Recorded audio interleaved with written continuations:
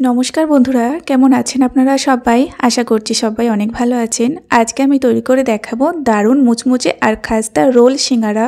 এইভাবে একবার বাড়িতে রোল সিঙ্গারাটা বানিয়ে দেখবেন, খেতে ভীষণ ভালো লাগে। চায়ের সঙ্গে অথবা স্ন্যাক্স হিসেবেও তৈরি করে নিতে পারেন এই দারুণ খাস্তা মুচমুচে রোল সিঙ্গারা।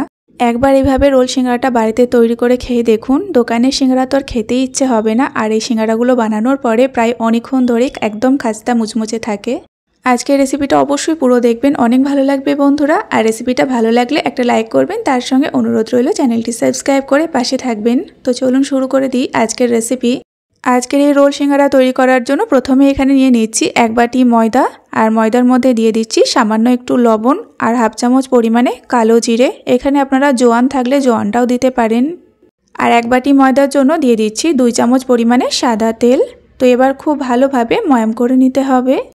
তো এই সময় অবশ্যই একটু সময় ধরে ময়াম দিয়ে নিতে হবে, তাহলে পরে দেখবেন সিঙ্গারাগুলো দারুণ খাস্তা হবে। আর দেখুন, কিছুক্ষণ ময়াম দেওয়ার পরে এরকম একটু হাতের মধ্যে মুঠো করবেন, দেখবেন একটা ঢেলা তৈরি হবে।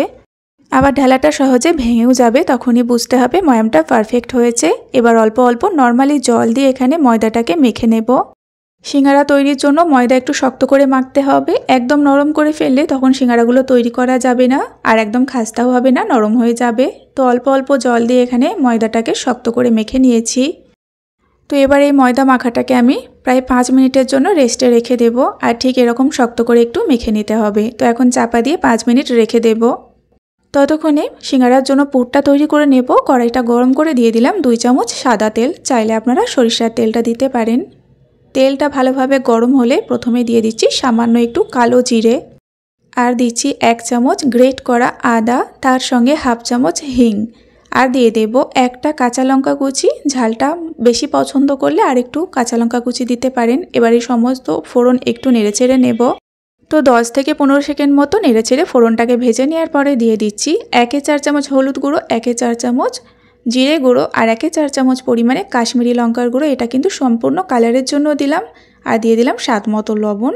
এবার এটাকে একটু মিশিয়ে নেব তেলের মধ্যে। মশলাটা খুব বেশিক্ষণ ভাজতে হবে না।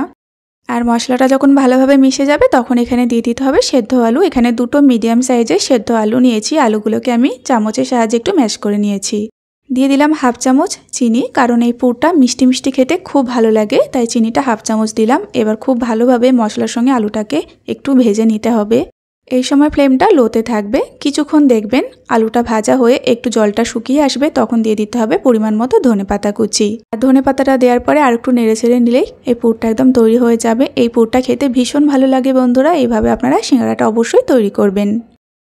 পুরটা এখন তৈরি হয়ে গিয়েছে। এবার একটা থালার মধ্যে নামিয়ে নেওয়ার পরে একটু ছড়িয়ে দিচ্ছি, যাতে তাড়াতাড়ি করে পুরটা ঠান্ডা হয়ে যায়।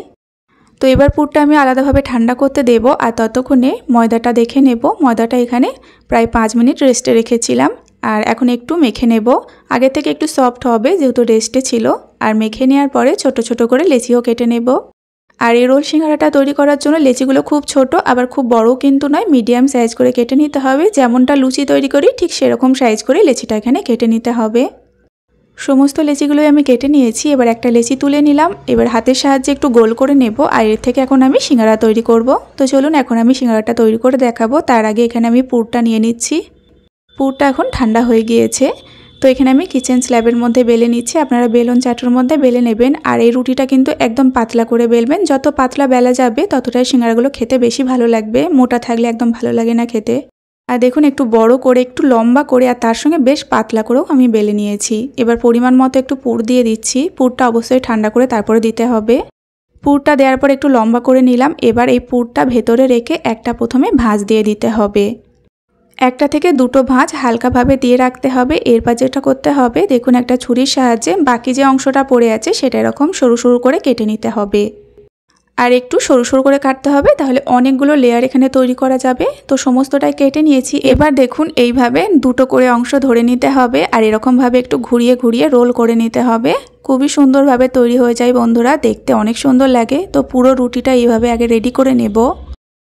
আর 2টো করে ধরতে হবে, আর এইভাবে স্প্রিংয়ের মতো রোল করে নিতে হবে।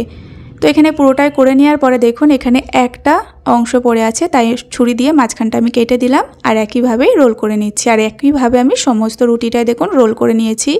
এবার এগুলোকে একটু সুন্দরভাবে সাজিয়ে দিতে হবে, তাহলে সিঙ্গারাটা দেখতে বেশি ভালো লাগবে। আর এই যে সাইডের অংশটা এখন ভালোভাবে একটু মুড়িয়ে দিতে হবে, নয়তো এই সাইড দিয়ে পুরটা বেরিয়ে যেতে পারে, খুব ভালোভাবে মুড়িয়ে দিতে হবে।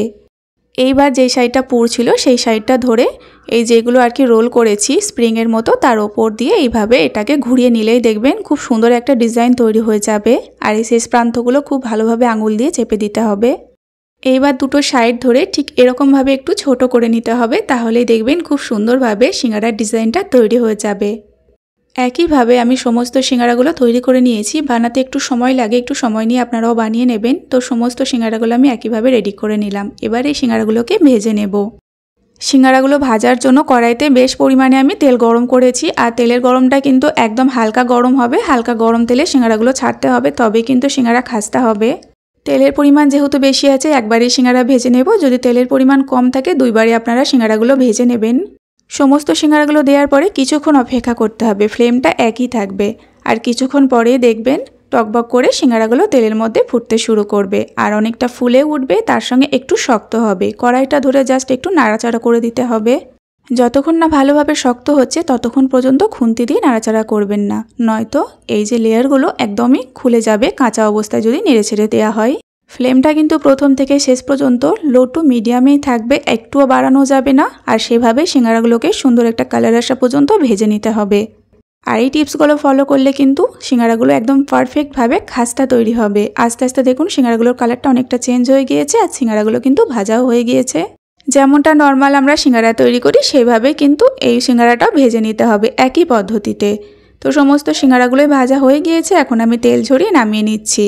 এই সিঙ্গারাগুলো দেখার পরে খেয়ে ও দেখে মন ভরে যাবে, যেমন দেখতে সুন্দর তার সঙ্গে একদম খাস্তা মুচমুচে। দোকানের যে কোনো সিঙ্গারা খেতে আর ইচ্ছেই হবে না যদি একবার বাড়িতে এইভাবে তৈরি করে ফেলেন। বাড়িতে যদি একবার তৈরি করেন তাহলে কিন্তু বারবার তৈরি করার জন্য রিকোয়েস্ট আসবে। অবশ্যই বাড়িতে একবার তৈরি করে দেখুন বন্ধুরা, আপনাদের ভীষণই ভালো লাগবে। আজকের এই সিঙ্গারার রেসিপি সকাল কিংবা বিকাল চায়ের সাথে সিঙ্গারা তৈরি করে আপনারা খেতে পারেন। তো রেসিপিটা কেমন লাগলো অবশ্যই একটা লাইক কমেন্ট করে জানাবেন। আর আজকের ভিডিও সম্পূর্ণ দেখে থাকলে অনুরোধ থাকলো চ্যানেলটি সাবস্ক্রাইব করে পাশে থাকবেন। আজ এই পর্যন্তই, আবারও ফিরে আসবো এরকম কোনো সহজ রেসিপি নিয়ে। ততক্ষণে আপনারা সকলে ভালো থাকবেন এবং সাবধানে থাকবেন।